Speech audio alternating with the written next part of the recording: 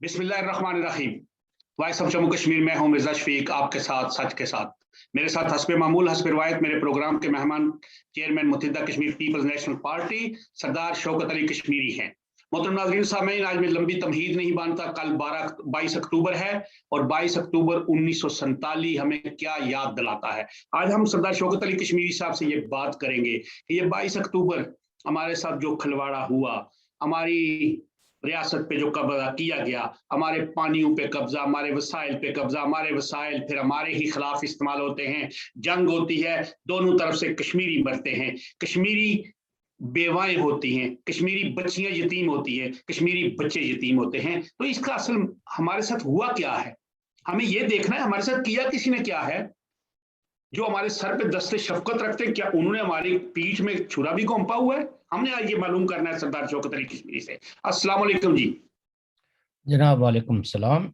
जनाब, आज सारी सियासत एक तरफ, सियासत का मसला होता है जब अपना वतन हो, सियासत होती है जब रियासत हो, रियासत जब अपनी आज़ाद हो तो फिर बंदा सियासत भी करता है, सियासत पे बातें करना भी हमें अच्छा लगता है। लेकिन आज हम अपने वतन की गुलामी पे बात करेंगे। हमें गुलाम कैसे बनाया गया, किस तरह हुआ, ये जो कबायली यलगार हुई इसने हमें कहाँ पहुंचा दिया। आज हमारी कौम को क्या बताना है, उनको मालूम होना चाहिए हमारी तारीख क्या है। देखिए, हम आज के दिन की मुनासिबत से तफसीलन गुफ्तगू करेंगे, लेकिन चूँकि किल्लत वक्त हमेशा दामनगीर रहता है, हम इसको दो हिस्से कर देंगे जनाब। नहीं, वो कल भी हम इस पे गुफ्तगू करेंगे बजाय दो हिस्से करने के। ठीक है, जैसे आप मुनासिब समझे। और चूँकि बुनियादी तौर पर जी, हमने 22 अक्टूबर को देखने के लिए कि इस दिन हमारी कौम और हमारी तारीख से क्या खिलवाड़ हुई, जी, हमने ये देखना है कि जदीद रियासत जम्मू कश्मीर की तश्कील में जी, राजा गुलाब सिंह का किरदार जी, और तारीखी हक़ाइक़ क्या क्या जी, और हक़ाइक़ को जानने का साइंसी तरीका कार क्या है। जी, क्या 18वीं सदी और 21वीं सदी का बैनुल-अक़वामी कानून एक जैसा है। दूसरी चीज जो है वो हमने जो आखिरी महाराजा रियासत जम्मू कश्मीर थे, महाराजा हरि सिंह जी, की जो जलावतनी और उनकी वो जो तारीखी वसीयत कि उसको मरने के बाद उनकी खाक को जम्मू कश्मीर के पहाड़ों पर बिखेर दिया जाए। जी, अब चूंकि महाराजा हरि सिंह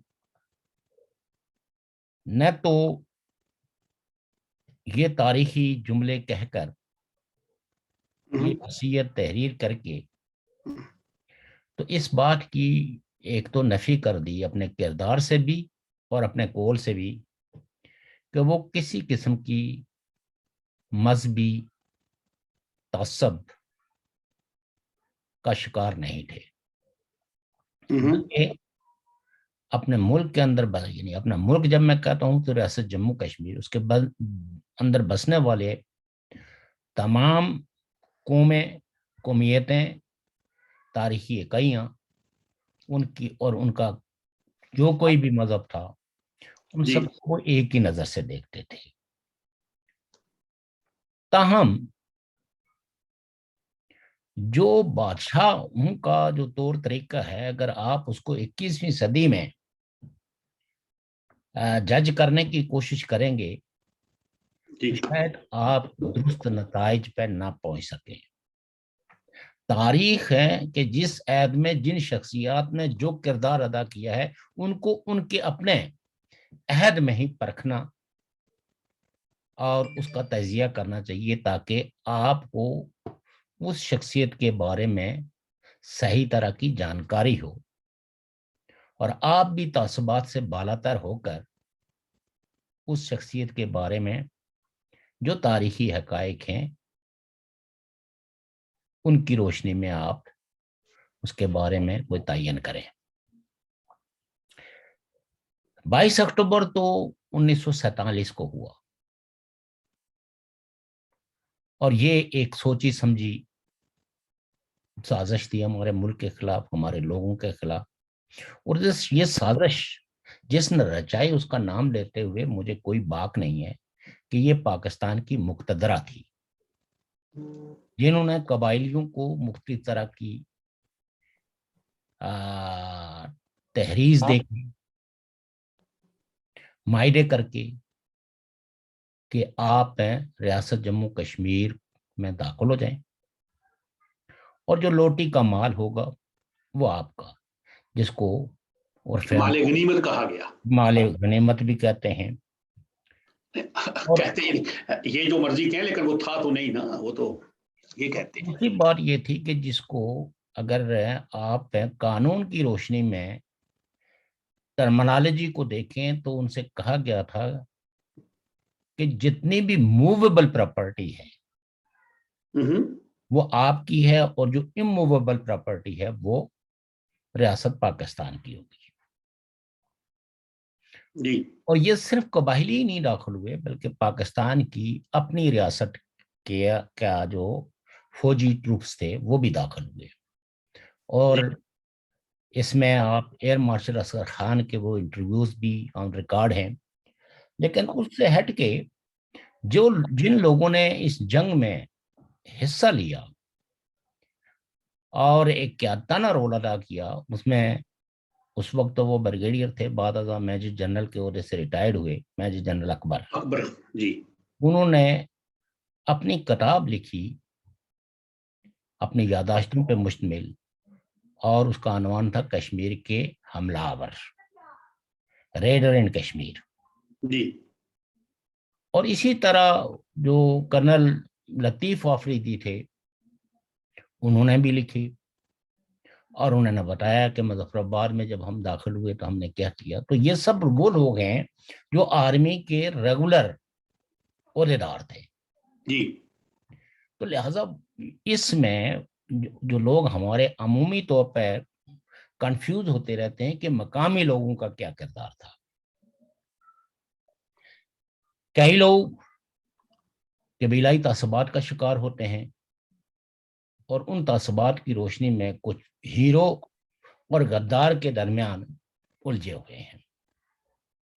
बात यह है कि तारीख को देखने का जो दुरुस्त तरीका है वो ये कि उस वक्त के जो हालात और वाकयात थे, और जब पहले से एक जमहूरी तहरीक चल रही थी जिसे कहते हैं कि रियासत जम्मू कश्मीर के लोग एक जिम्मेदाराना निज़ाम हुकूमत चाहते थे। जिम्मेदाराना निज़ाम हुकूमत का मतलब यह था कि एक ऐसा जमहूरी निज़ाम हो जिसमें लोग अपने नुमाइंदों को मुंतखब करें और वो आवाम के सामने जवाबदेह हों।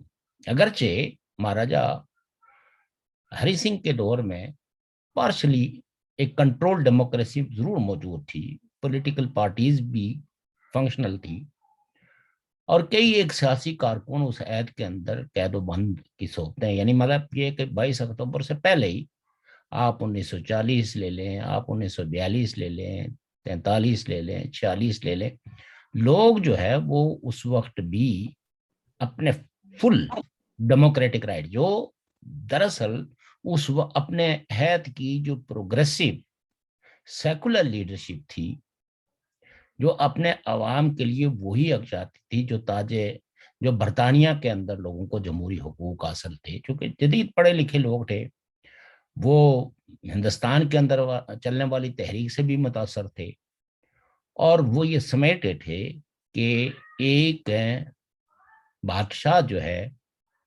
जो हमें पूरे अख्तियारात देने के हक में नहीं है, तो हम उसकी ताबेदारी क्यों करें। तो कई एक जगहों पे आप ये कह सकते हैं कि जलसे जुलूस होते थे, तहरीकें चलती थी, और उन तहरीकों का अगर आप देखें तो उसमें ज्यादातर ये होता था कि सियासी कारकुन जो है वो गिरफ्तार होते थे, फिर रहा कर दिए जाते थे। क्योंकि महाराजा हरि सिंह का लोगों के बारे में जो रवैया था वो बड़ा लिबरल भी था, और समहो अपने अहद में आप ये कह सकते हैं कि वो अपने हम असर तमाम राजाओं और महाराजाओं से ज्यादा प्रो पीपल था। जी कई एक वाकयात को लोग लेके एक्सप्लाइट करते रहते हैं और खास करके कहते हैं कि जी जुमे की अजान पे पाबंदी लगाई गई या कुछ। तो आज जिन लोगों को पाकिस्तान का भी तजर्बा है और इस दुनिया का तजर्बा, आप ये देखिए कि एक वबाई सूरत हाल पैदा हुई कोरोना की वजह से, तो कई अरसे से तकरीबन 1 साल तक, 1.5 साल 1.5 साल तक नमाज जुमा, और बंदी तकरीबन लगी। अब दूसरी साल जा रहा है कि लोग उम्रा और हज भी नहीं कर सके। हाँ, ये पिछले हफ्ते खोला है और उन्होंने। फिर ये है कि जब कहीं पाकिस्तान के अंदर कोई हंगामा आराई होती है, तो आपने देखा होगा जब दफा 144 लगता है तो वो जुमे की नमाज के लिए कोई रिलैक्स नहीं होता, और जिन एरियाज के अंदर दफा 144 लगता है वहां जुमा भी नहीं अदा किया जाता और वहां आजान भी नहीं होती। लेकिन चूंकि इन इश्यूज को कोई एक्सप्लाइट करने वाला नहीं है, तो लिहाजा इस बात को कोई मजहब दुश्मनी से ताबीर नहीं करता। अगरचे उलमाए कराम आज भी अपने पावर के हुसूल के लिए अपने मुखालिफिन के खिलाफ फतवे जरूर लगाते हैं, लेकिन बहरहाल अगर कहीं दफा 140 नाफज हो और जुम्मा पढ़ने पे पाबंदी हो, तो कोई ये नहीं कहता कि हमारी मजहबी शायर में कोई मजहबी फ़राइज़ में अदायगी में कोई स्टेट ने ऐसी रुकावट डाली है जिसकी वजह से ये लोग जो है वो मुसलमान नहीं रहे। अरे, एक छोटी सी अर्ज करूं मैं, जी जी जी छोटी सी सिर्फ। जी जी जी जी बिल्कुल। कल पाकिस्तान में ईद मिलाद उन नबी थी, जी परसों जी जुलूस निकले। जुलूस यहाँ पे इटली में भी लोगों ने निकाले, हमारी इंग्लैंड में भी लोगों ने निकाले। आजकल तो अल्हम्दुलिल्लाह बड़ा अल्लाह का फजल है कि कोई भी ऐसा यूरोप में मुल्क नहीं जहाँ पे हमारे लोग ना हो और वो मौलवी ना निकाले। हम्म तो लोगों ने बड़ा जी कहा जी कि देखें हमने काफिरों के देश में भी निकाले। तो मैंने उस शख्स को एक जवाब दिया, इतना थोड़ा सा लिखा। मैंने कहा मुझे तो बड़ी खुशी है कि मेरे आका नामदार मोहम्मद मुस्तफ़ा सल्लल्लाहु अलैहि वसल्लम की विलादत के जुलूस यूरोप में निकले, लेकिन अगर कोई हज़रत ईसा अलैहिस्सलाम की विलादत का जुलूस पाकिस्तान में निकाले तो आप क्या करेंगे? हम्म तो उन्होंने मुझे कहा जी कि आप उधर बैठ के तो सिर्फ अगला लफ्ज में आपको क्या बता सकता हूँ कि क्या कहा उसने। जी जी अच्छा, आपको पता ही है क्या कहा होगा। चलें वो तो ठीक है। तो मसला ये है कि हमारी तारीख के साथ जो खिलवाड़ हो रही है जी उसमें कई लोग जो है वो महाराजा गुलाब सिंह की तनकीद में इतने अंधे हो जाते हैं कि वो रियासत जम्मू कश्मीर की रियासत को ही जाली करार देना शुरू कर देते हैं। और इसमें कई तबकों का मफाद इसमें है कि रियासत जम्मू कश्मीर की तारीखी हैसियत को मसख किया जाए। मसक किया जाए, ताकि इसके अगर मजीद टुकड़े करके तो मुख्तलिफ लोगों में तकसीम कर दी जाए, जैसे रोटी का कोई ये टुकड़ा है जिसको आप सब में बांट दें, तो उसके पीछे यही वो है कि इसका जो बानी मबानी है उसी को मुतनाज़ा बना दिया जाए। कई लोग बहुत दूर की कोड़ी लाते हैं और वो ये कहते हैं कि महाराजा गुलाब सिंह जो है ये तो महाराजा रंजीत सिंह की फौज का सिपाही था, या जनरल कहते हैं। जो भी हाँ। अब देखिए कि उस अहद में हम ये बातें कई दफा पहले भी कर चुके हैं। जी जी अहद में जिसके पास वसाइल होते थे और जिन लोगों के पास वसाइल नहीं थे, तो वो अपनी सर्विसेज के एवज यानी उस तनख्वाह के एवज अपनी सर्विसेज जो है वो उस बादशाह या उस तंजीम को दे देते थे। सर, आज ये मैं थोड़ी थोड़ी बात में बीच में लुकमा देने लगा हूं क्योंकि ये बात तारीख की है। पाकिस्तान के 25 बड़े सियासी खानदान वो हैं जिन्होंने अंग्रेजों से जागीरें ली, जंग आज़ादी 1857 के मुजाहिदीन को कत्ल करके 5 रुपए फी एकड़ उन फी एकड़ और फी कस पैसे लिए। वो भी तो जागीरें ऐसी बनी हुई है ना। लेकिन बदकिस्मती ये है, तारीख की कहें या हमारी हमारी बात नस्ल की समझ की, जी कि उस वक्त जिन लोगों ने अंग्रेजों का साथ दे दी हम्म, تو اپنے ہی لوگوں کو جو اپنی مقامی آزادیوں کے لیے لڑ رہے تھے بالکل ان کو اس عہد میں وہ غدار کہتے تھے لڑنے والوں کو. بالکل. اور جو لوگ انگریز سرکار کا ہاتھ بٹاتے تھے وہ اپنے عہد کے مزین ہوتے تھے. یہ تو بعد میں تاریخ کا ایک دوسرا رخ آیا تو لوگوں نے کہا کہ یہ وہ خاندان تھے جنہوں نے اپنے مفادات کے لیے اپنی جاگیروں کے لیے بڑے بڑے انعام اور اکرام کے لیے جو ہے مقامی حقوق کی تحریکوں کو کچلنے میں انگریزوں کا ساتھ دیا. بالکل ایسے ہی. ہمارے ہاں یہ چیز الٹ ہو جاتی ہے. مثلا جو لوگ اپنے رائٹس کے لیے بادشاہت کے خلاف جدوجہد کرتے تھے ہم ان کو وہ کریڈٹ دینے کے لیے تیار نہیں ہیں بلکہ ان کو بھی مختلف ناموں سے ان کی جدوجہد کو بھی مسخ کرنے کی کوشش کرتے ہیں. اور جو بادشاہ کا اس ریاست کے بنانے میں جو رول تھا اس کو بھی اپنے مذہبی تعصبات کی نظر کر دیتے ہیں یا علاقائی تعصبات کی نظر کر دیتے ہیں. تو میں یہ سمجھتا ہوں کہ سب سے پہلے ہمیں سمجھنا چاہیے کہ مہاراجا گلاب سنگھ چونکہ جس نے یہ ریاست بنائی 1846 سے پہلے ریاست جموں کشمیر نام کی کوئی ریاست نہیں تھی جی. اور نہ ہی 1846 سے پہلے یعنی 500 سال کی اس تاریخ میں کشمیری کبھی آزاد اور خود مختار ہوئے یا کوئی ریاست ایسی ایگزسٹ کرتی تھی ان علاقوں کے اندر جو آزاد اور خود مختار تھی. بلکہ یہ سارے جو ہے یا تو کچھ مقامی جس کو لوکل کلانس کہتے ہیں جی. یہ صرف ریونیو اکٹھا کرنے کے لیے تھے. ان کا کردار کبھی بھی پرو پیپل نہیں تھا. ہاں اپنے زیادہ اختیارات کے لیے کئی دفعہ انہوں نے بھی بغاوتوں کی کوشش کی جو بغاوتیں کچل دی گئی. بالکل ایسے ہی ہے. ہماری ریاست میں کئی ایک واقعات ایسے ہیں جس سے ہمیں تاریخ کو سمجھنے کی ضرورت ہے کہ تاریخ جو ہے وہ ان واقعات کے بارے میں ہماری کیا رہنمائی کرتی ہے کہ ان واقعات کو ہم کس تناظر میں دیکھیں.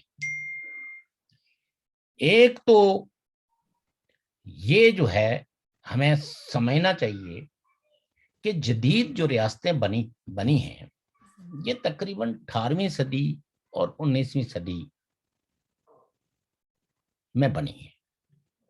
اس سے پہلے جو طاقتور تھا جس کے پاس فوج تھی وہ فاتح دنیا تھا اور جو جدید یا آپ کہہ سکتے کہ صنعتی انقلاب آیا تو اس نے پھر یہ تمیز کی کہ کون کون سے قوتیں جو ہے وہ کالونیل پاور ہیں کون سی استعماری قوتیں ہیں کون سے اپنے مفادات کے لیے کالونیاں بناتی ہیں قوموں کو فتح کرتی ہیں اور ان کو غلام بناتی ہیں اور ان سے لگان لیتی ہیں.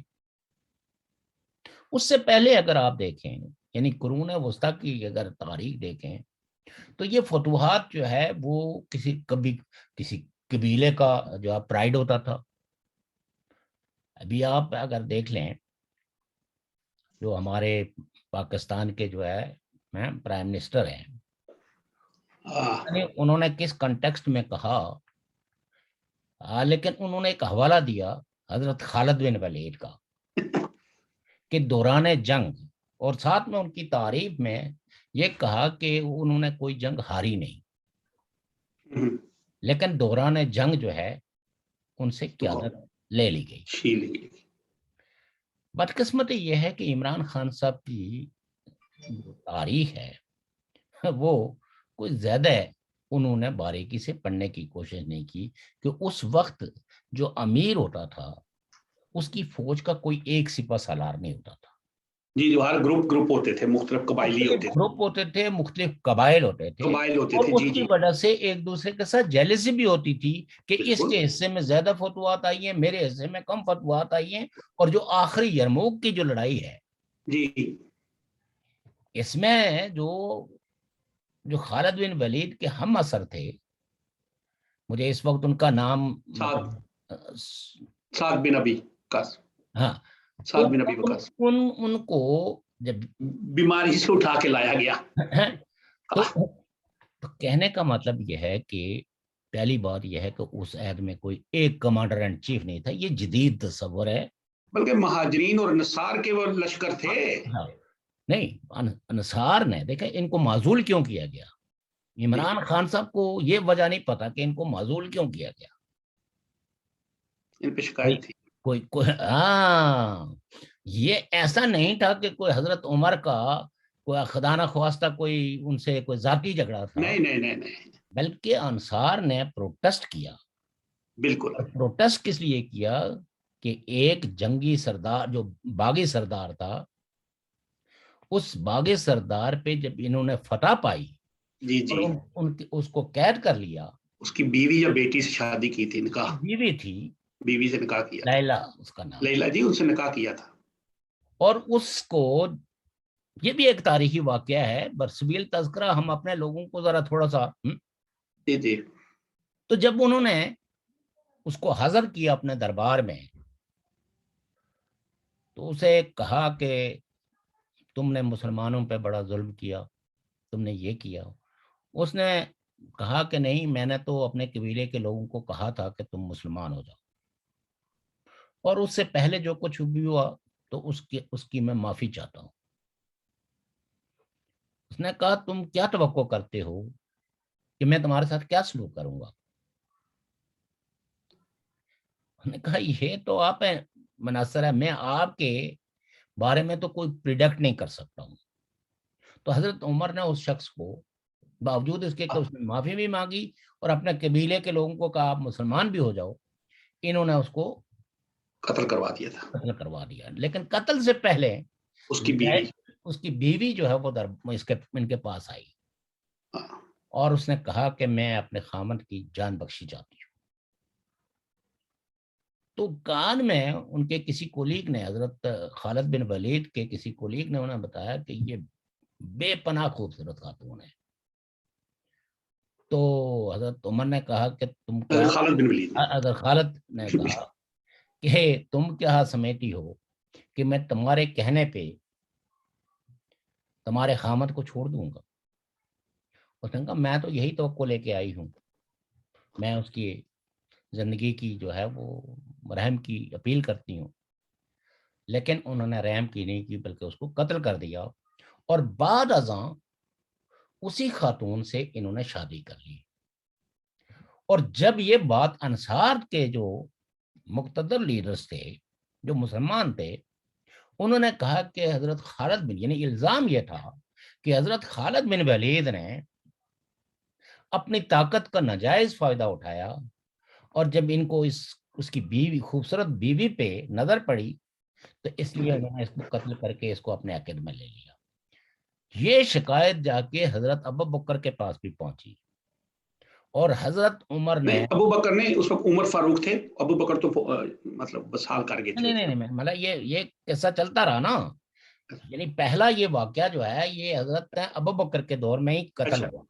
تو شکایت جب ان کے پاس گئی تو انہوں نے بھی سخت ناراضگی کا اظہار کیا، اور حضرت عمر نے اسٹرانگلی ریکمینڈ کیا کہ ان کو نہ صرف معزول کر دیا جائے بلکہ ان کو قرار واقعی سزا دی جائے. لیکن حضرت ابو بکر نے ان کو سزا نہیں دی، مطلب وہ سزا یعنی معزولی کی سزا نہیں دی. اسی عرصے میں وہ جو تھے جنہوں نے نبوت کا دعویٰ کر دیا تھا، جو اسامہ تھا، جو ادھر یمن اپنا یمامہ والا، جن کو آگے ان کے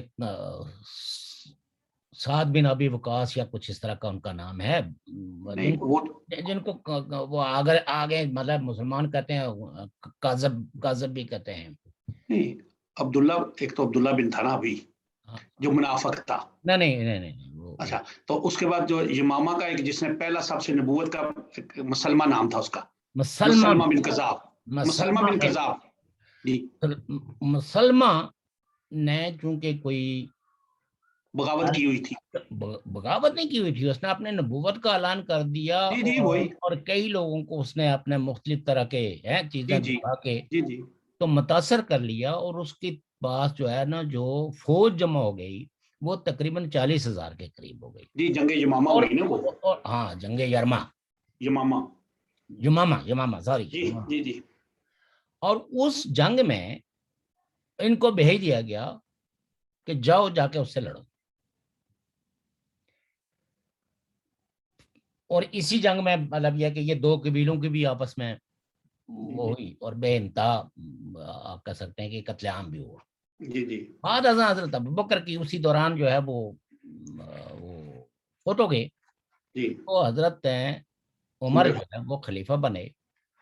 तो हजरत उमर ने बावजूद इसके कि इन्होंने फतह पाई उस पे, जी जी, मुसलमा बिन कज़ाब को। जी मुसलमा बिन पे, बिल्कुल। लेकिन यह है कि इन्होंने जब ये वापस आए तो इन्होंने उनको हर तरह की जंगी सरगर्मियों से अलग कर दिया। उन्होंने कहा आप इस जंग के नतीजे में, मैं इतनी बात है कि मैं आपको सजा नहीं दे रहा हूं, जी लेकिन आपने इन जंगों के दौरान जो शदीद किस्म की नज्म व नस्क की और अखलाकियात की जो जो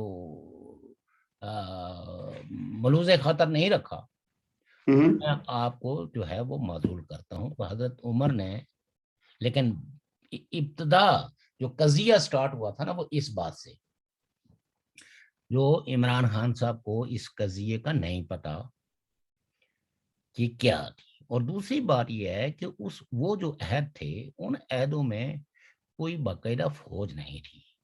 ये इवन 1846 में देखिए, जी 1846 में जो ट्रीटी हुई उससे पहले कुछ लोग जो प्रोपेगेंडा करते हैं कि जो गुलाब सिंह जो है वो चूंकि सिख आर्मी का कमांडर था, तो उस पे ये फर्ज आयद होता था कि वो अंग्रेजों के खिलाफ लड़े, जबकि उसने अपनी फौज लेके वो किनारे हो गया। ये हकीकत नहीं है। हकीकत ये है कि जब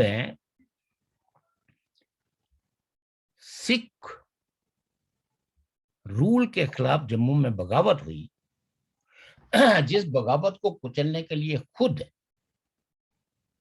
महाराजा रंजीत सिंह जाने लगे, तो महाराजा रंजीत सिंह को उन्होंने, महाराजा गुलाब सिंह ने रोका और कहा कि मैं जाता हूं। तो उस बगावत को जब उन्होंने कुचला तो नतीजा यह है कि महाराजा रंजीत सिंह ने खुश होके, और कई कई एक मुहिमात उन्होंने सर की हैं, जैसे ये आपकी जो पेशावर में बालाकोट के मकाम पर जो बगावत हुई थी, इसको भी कुछ शाह इस्माइल हाँ। शहीद। तो उनको जनाब है ये है कि महाराजा रंजीत सिंह ने उनको राजगी अता की जम्मू की, और राजे जो है अपने एरियाज के अंदर वो खुद मुख्तार हो देते हैं। नतीजा ये है कि जब वो राजा ऑफ जम्मू बने तो कुछ एरियाज को उन्होंने मजीद जम्मू के साथ एनेक्स किया, जैसे किश्तवाड़ को, जैसे लद्दाख को, जैसे बल्तिस्तान को, जैसे पुंछ को।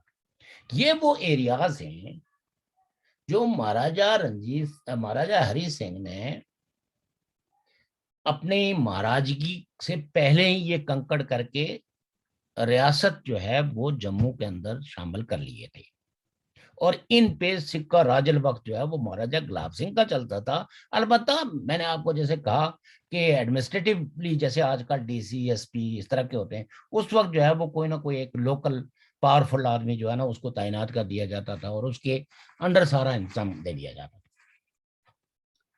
फिर ये है कि गुलाब जो जो महाराजा रंजीत सिंह थे, जब महाराजा रंजीत सिंह की वफात हुई, इन दोनों के तल्लुकात बहुत ही कोर्डियल्स थे, और किसी साहब ने तो महाराजा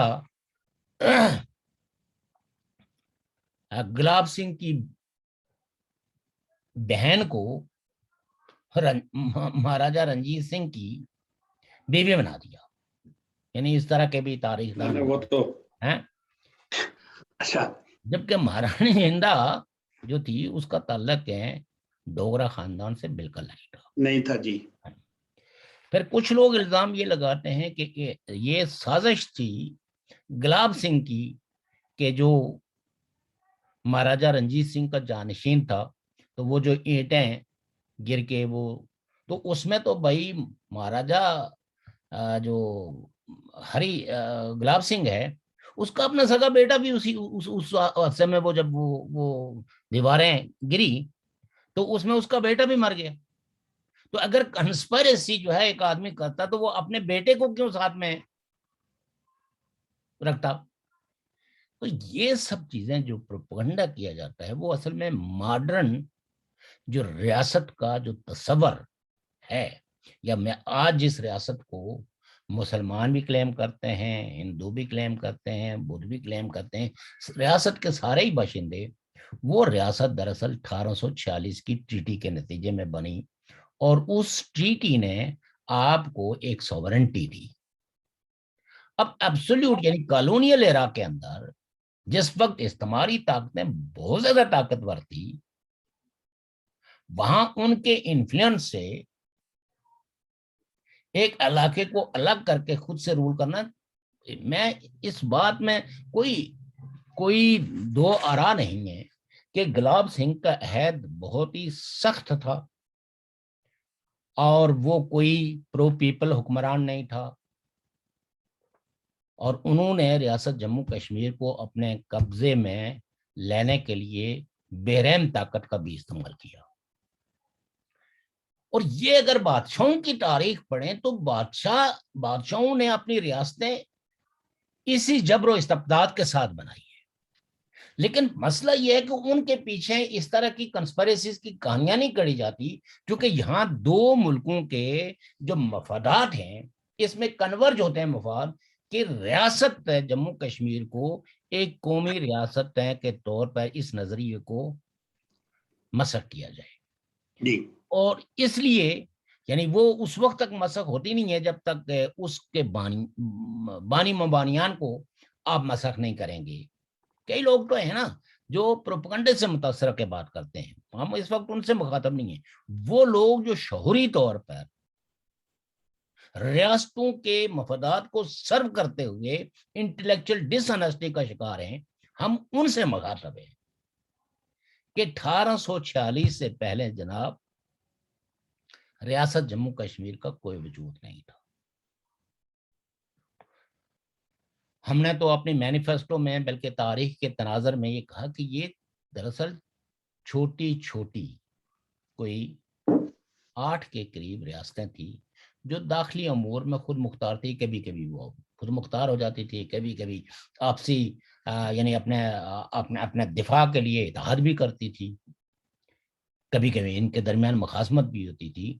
لیکن یہ ریاستیں جو ہے جو جڑی ہیں جا کے تو وہ 1846 میں جڑی ہیں، اور یہ کوئی ولنٹیئر جو ہے وہ یہ علاق نہیں ہوا ریاستوں کا. انہوں نے ریاست جموں کشمیر کی فیڈریشنز کو ولنٹیئرلی قبول نہیں کیا. انگریزوں کے ساتھ تو معاہدہ ہوا سوورنٹی کا، اور وہ اس کا پارٹ ہونے کے یعنی سکھ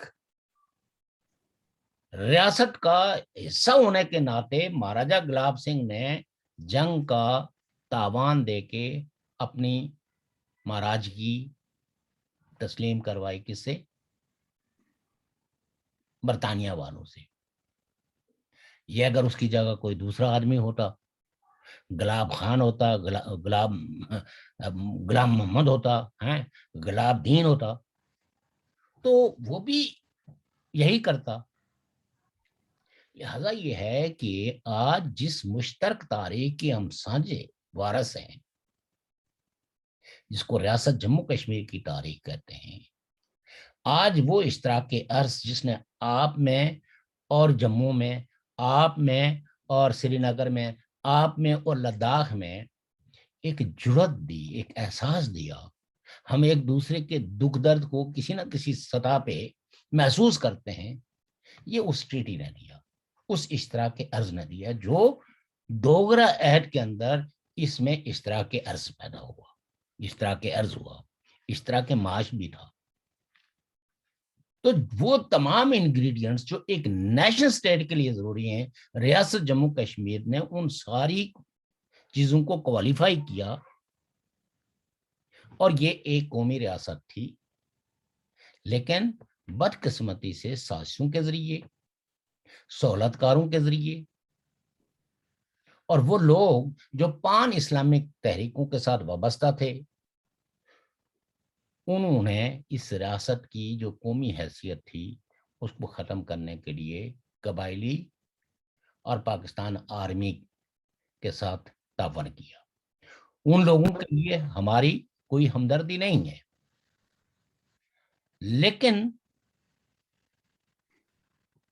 بات یہ ہے کہ اس تقسیم کے اثرات جو ہے وہ یہ ہیں کہ لداخ، گلگت بلتستان، آج یہ POK، یہ سارے ٹکڑے ہو گئے۔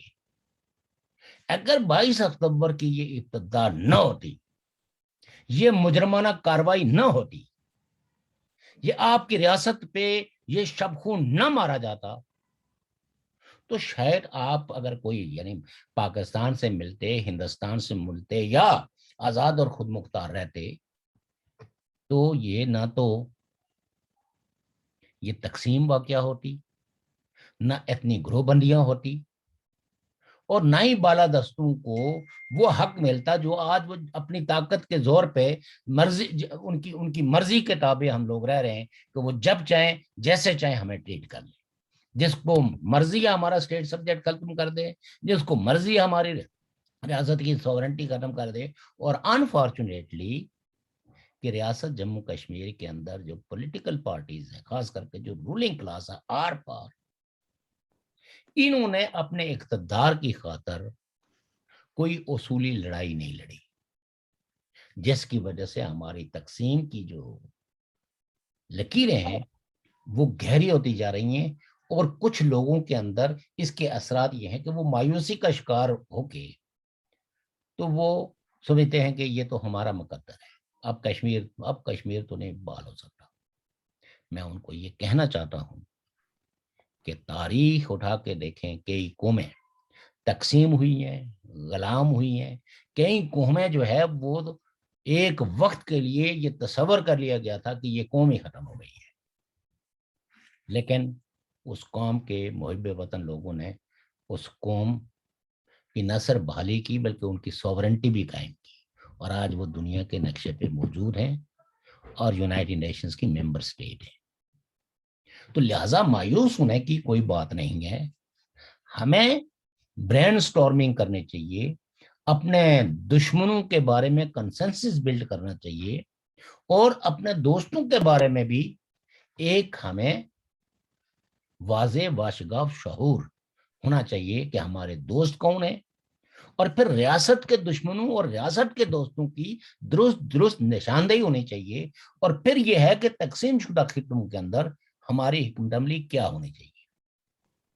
ہماری حکمت عملی یہ ہونی چاہیے کہ جہاں ہم ہیں، جس ایڈمنسٹریشن کے اندر ہیں، وہاں آپس میں اتحاد پیدا کریں، اپنے عوام، چونکہ یہ لڑائی جو ہے وہ عوام کی ہے، یہ ان کے حقوق کا سوال ہے، لہذا جو رہنمایان قوم ہونے کے دعوے دار ہیں، ان سب لوگوں کو یہ لڑائی اپنے قابضین کے خلاف لڑنی ہوگی، اور یہ جب تک یعنی POK کے گلگت بلتستان اور نام نہاد آزاد کشمیر کے لوگ اس نتیجے پہ جتنا جلد پہنچیں گے، ان کی بھلائی، ان کی سہولتیں جو ہے وہ اتنی ہی جلد ان کو لٹائی جائیں گی، اور جتنی اس میں دیر کریں گے۔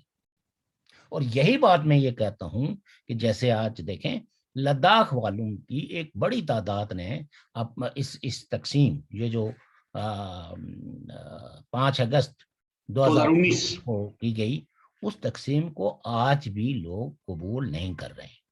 شاید کچھ لالچیں، کچھ نئی نوکریاں، کچھ نئی اپرچونٹیز کی بنیاد پہ یہ چیز کسی نہ کسی دباؤ کے اندر آ جائے، لیکن جن لوگوں نے قوموں کی تاریخ کی، ریاستوں کی فارمیشنز کو دیکھا ہے، وہ اس صورتحال سے مایوس نہیں ہے، لیکن یہ کام ان کا ہے جو جس ایڈمنسٹریشن میں ہے کہ وہ آپس میں کیسے اتحاد پیدا کرتے ہیں، وہ اپنے حقوق کے لیے کیسی لڑائی لڑتے ہیں، وہ اپنے اسٹیٹ سبجیکٹ کے لیے اپنے لوگوں کو اقلیت میں بدلنے کے خلاف کیا مزاحمت دکھاتے ہیں۔ اور یہ کام ہمارا یہ ہے کہ ہم نے گلگت بلتستان اور آزاد کشمیر کے اندر جو اب یہ دیکھیے کہ اس 22 اکتوبر کے اس بدبخت دن نے ہمارے لیے جو سیاہ رات لائی ہے کہ ہم پاکستان کی ایڈمنسٹریشن میں ہیں، لیکن پاکستان نے ہم دو بھائیوں کو الگ کر کے رکھا ہوا ہے۔ آپ یہ دیکھیے کہ وہاں 1954 میں جو ہے وہ اسٹیٹ سبجیکٹ ختم کر دیا گیا، اور 1954 سے لے کے گلگت بلتستان کے لوگ بلا شرکت گہ رہے، جس کا جو عقیدہ ہے، جو پولیٹیکل پارٹی ہے، اسٹیٹ سبجیکٹ رول پہ وہ سارے متفق ہیں۔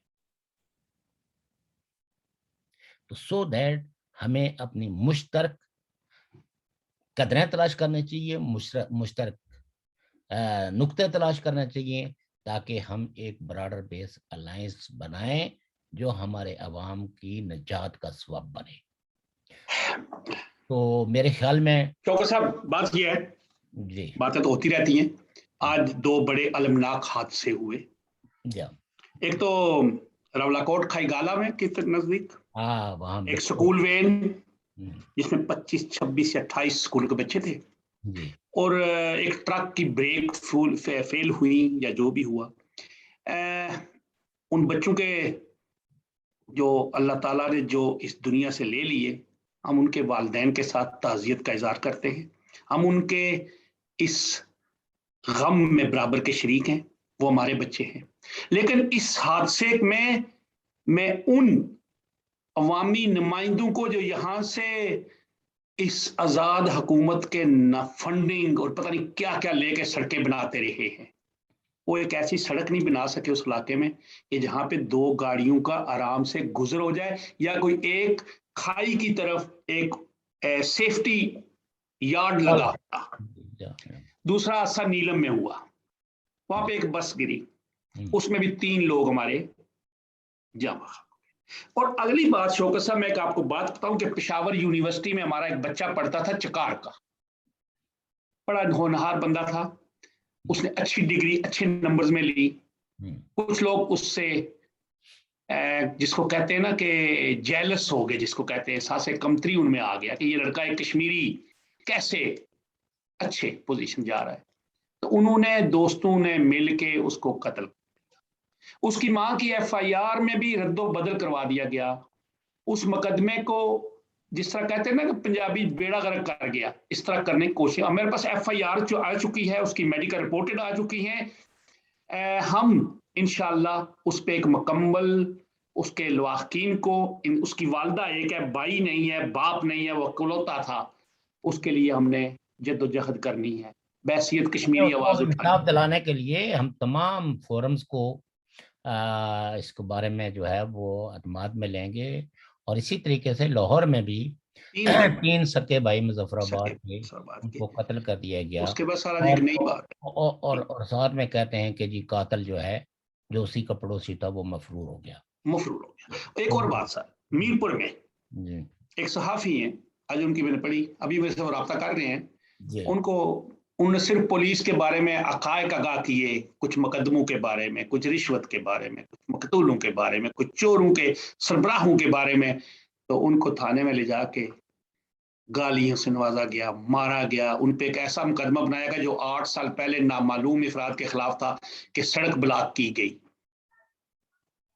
بہرحال یہ ساری چیزیں آپ کمپائل کریں، اس پہ ہم ایک کمپریہنسو، اصل ہمارے پاس موضوع بڑے بن گئے نا، ابھی تو یہ 22 اکتوبر ہے تو اس کو بھی رکھیں گے، اور ساتھ میں آپ کے پروگرام کے توسط سے یہ میں بتاؤں کہ آج کے دن یعنی کل 22 اکتوبر کو ہماری پارٹی بھرپور طریقے سے یوم سیاہ بنا رہی ہے پاکستان کے ان تمام کنسپریسیز کے خلاف جو ہماری ریاست کے ساتھ انہوں نے روارہ کی، ہماری آزادی کو جنہیں سلب کیا ہے، اور باہر اوورسیز میں بھی جو ہے وہ ڈیمونسٹریشنز ہوں گے، سیمینارز بھی رکھے ہوئے ہیں، 24 تاریخ کو جو ہے وہ ناصر صاحب نے ایک سیمینار جو ہے وہ 22 اکتوبر کے حوالے سے آرگنائز کی ہے، جس میں تقریباً جو ہے وہ ریاست کے ہر حصے سے نمائندگی ہوگی، اور اسی طریقے سے جو ہے ناٹنگم میں بھی جو ہے وہ یونائٹڈ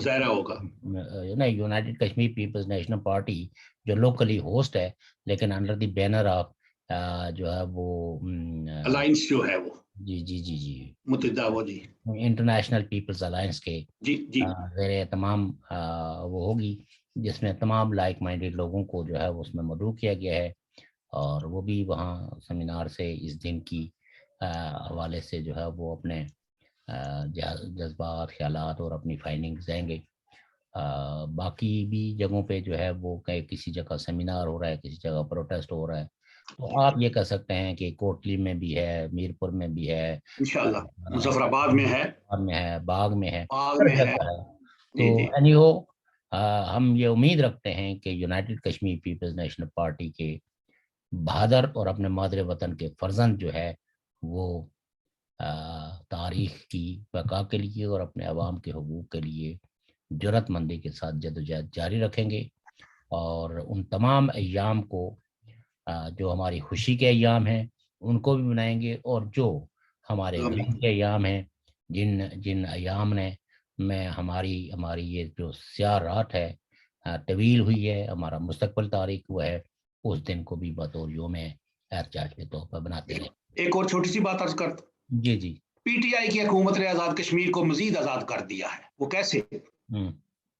جو ریونیو کے، جو ٹیکس کلیکشن کے جو اختیارات ہمارے اپنے سیکٹریز کے پاس تھے، جو کشمیر کونسل نے فاروق حیدر کے دور میں واپس ان سے لیے تھے، وہ وزیر اعظم میں موجودہ وزیر اعظم نے کیا کہتے ہیں یک جنبش بے قلم وہ چیف سیکرٹری کو دے دی، یعنی اس سے لے کے کہ تم پاکستان خود ہی نکلو یار، ہمیں چھوڑو۔